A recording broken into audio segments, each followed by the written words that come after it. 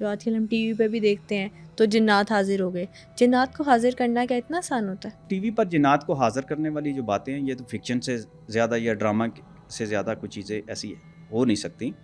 آپ سیدھی سی بات ہے کہ اگر جنات کو آپ ٹی وی کے سامنے اسکرین پر لے جائیں گے تو ساری دنیا تو فتح ہو جائے گی. وہ جو صدیوں سے جو ایک کریوسٹی تھی، ایک تجسس جو تھا، وہ تو سارے کا سارا جو ہے اس ملک کے پاس، ان لوگوں کے پاس چلا جائے گا.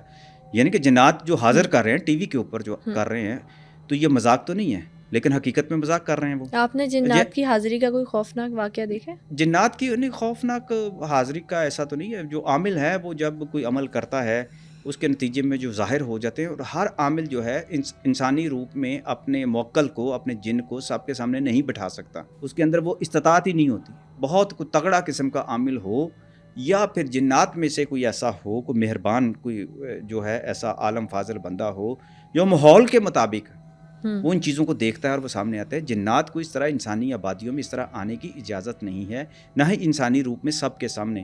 اس میں ایک مصلحت ہوتی ہے کہاں، کیسے، کس طرح سے آنا ہے.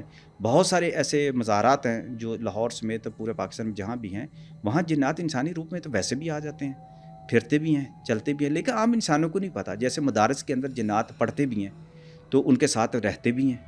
جیسے جنات جو ہیں وہ مساجد کے اندر نماز بھی پڑھتے ہیں. بہت ساری ایسی مساجد ہیں. لاہور میں جو موتی مسجد ہے، اس کے بارے میں بھی یہ روایت ہے کہ وہاں جو آتے ہیں جنات نماز پڑھتے ہیں. وہاں پہ یہ بھی سنا ہے کہ مغرب کی نماز نہیں ہونے دیتے وہ.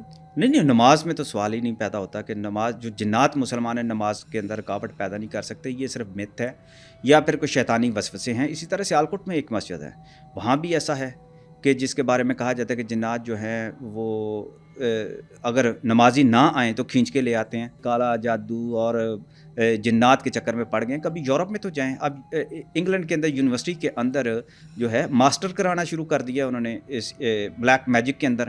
اور وہ بلیک میجک جو یونیورسٹی کے اندر، جی بالکل، اس یونیورسٹی کے اندر جو ہے بلیک میجک کے جو ہے آپ کو ڈگری دی جائے گی. اس کا جو نصاب ہے وہ ایک مسلمان عالم دین کا لکھا ہوا ہے. اس کی کتابوں کو سامنے رکھ کے انہوں نے کیا ہے. اور یہ تھیوریٹیکل نہیں ہوگا، پریکٹیکل ہوگا، کرتے ہیں وہ.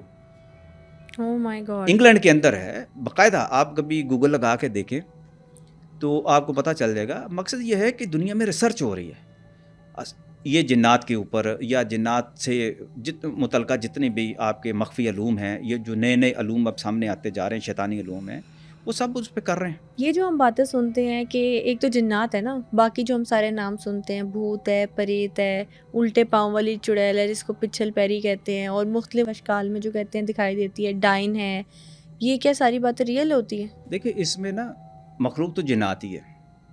اب جنات کی بگڑی ہوئی شیطانی جو مخلوق ہے نا، وہ کسی روپ میں بھی آ سکتی ہے. جو یہ پچھل پیری جو ہے، یا بھوت ہے، ان کے حوالے سے جو ہندوؤں کا عقیدہ ہے کہ جب کوئی خاتون جو بڑی تکلیف میں مر جاتی ہے، اس کو مارا جاتا ہے، یا بیوہ ہو جاتی ہے، بڑی تکلیف میں سے گزرتی ہے، یا آگ میں جل کے مر جاتی ہے، تو اس کی جو روح ہوتی ہے وہ پھر کسی نہ کسی درخت پہ بیٹھی رہتی ہے. یہ ان کا عقیدہ ہے، ہمارا نہیں ہے. ٹھیک ہے. اب یہ اس طرح کی مخلوق کو لوگ دیکھتے ہیں اور وہ کہتے ہیں کہ جس طرح کے واقعات ہوتے ہیں، لیکن بات یہ ہے کہ یہ مخلوق ساری کی ساری جنات میں سے ہے. انسان کو ڈرانے کے لیے آپ کوئی بھی روپ اختیار کر لیں، وہ مخلوق کرتی ہے. آپ نے کن کن اشکال میں دیکھی ہے؟ نہیں، میں نے اتنی اس قدر میں گہرائی میں نہیں گیا کہ میں اب پچھل پیریوں یا بھوت کو یا ان چیزوں کے مجھے نہیں ہے کہ میں کہوں کہ میں نے اس طرح سے جا کے ان کے ساتھ رہ کے میں نے ان کو دیکھا ہے.